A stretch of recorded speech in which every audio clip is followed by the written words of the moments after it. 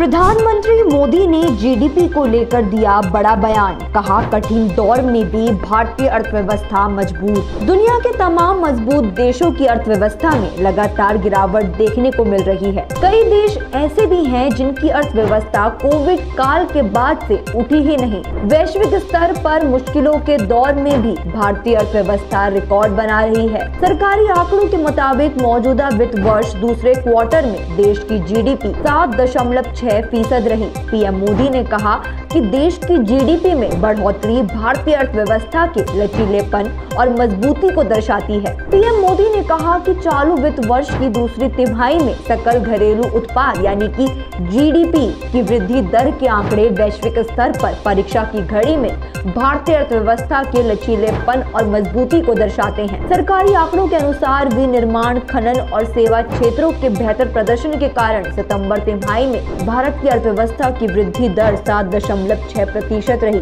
और ये सबसे तेजी से बढ़ती बड़ी अर्थव्यवस्था बनी रही। पीएम मोदी ने एक्स पर एक पोस्ट में कहा, दूसरी तिमाही की जीडीपी आंकड़े वैश्विक स्तर पर ऐसे कठिन समय के बीच भारतीय अर्थव्यवस्था के लचीलेपन और मजबूती को दर्शाते हैं। हम ज्यादा से ज्यादा अवसर पैदा करने, गरीबी की तेजी से उन्मूलन और हमारे लोगों के लिए जीवन की सुगमता में सुधार करने के लिए तेजी से विकास सुनिश्चित करने के लिए प्रतिबद्ध हैं। इससे पहले पीएम मोदी ने रोजगार मेले के तहत 51,000 से ज्यादा युवाओं को नियुक्ति पत्र वितरित किया। इस दौरान उन्होंने कहा कि उनकी सरकार की नीतियों और फैसलों ने अर्थव्यवस्था को एक नई ऊंचाई पर पहुंचाया है, जिससे रोजगार और स्वरोजगार के लिए अपार संभावनाएं पैदा हुई हैं। उन्होंने कहा कि इसी से 2047 तक भारत को एक विकसित देश बनाने के लक्ष्य को साकार किया जा सकेगा। पीएम मोदी ने कहा कि साल 2014 से पहले समाज के एक बड़े वर्ग को मूलभूत सुविधाओं से वंचित रखा गया था। साल 2014 में जब हमें देश में सेवा करने का मौका मिला तो सबसे पहले हमने